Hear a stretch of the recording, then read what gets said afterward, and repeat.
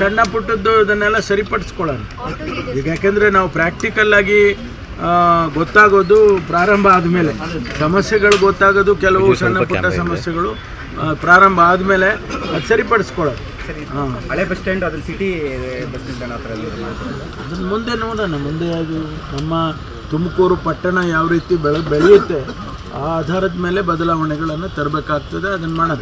Sir, ಈ ಪ್ರಾಜೆಕ್ಟ್ಗೆ ಸಂಬಂಧಪಟ್ಟಂತೆ ವಿರೋಧ ಪಕ್ಷದ ನಾಯಕರು ಕರ್ಕೊಂಡ್ಬಂದು ನಾವು ಪ್ರತಿಭಟನೆ ಮಾಡ್ತೀವಿ ಅಂತ ಸುರೇಶ್ ಗೌಡ್ರು ಹೇಳಿದ್ದಾರೆ. ಮಾಡಲಿ, ನಾವೇನು ಬೇಡ ಅಂತ ಹೇಳಿಲ್ವಲ್ಲ.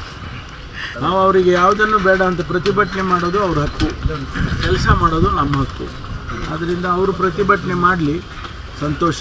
ಮಾಡಬಾರ್ದು ಅಂತ ಹೇಳ್ತೀನಿ ನಾನು, ಆದರೆ ಅವ್ರು ಮಾಡ್ತೀವಿ ಅಂದರೆ ನಾವೇನು ವಿರೋಧ ತೀವ್ರಕ್ಕೆ. ಈಗ ಮೂಢ ಪ್ರಕರಣಕ್ಕೆ ಪಾದಯಾತ್ರೆ ಮಾಡ್ತೀವಿ ಅಂತ ಬಿಜೆಪಿ ಹೇಳ್ತಾರಂತ ಮೈಸೂರವರು.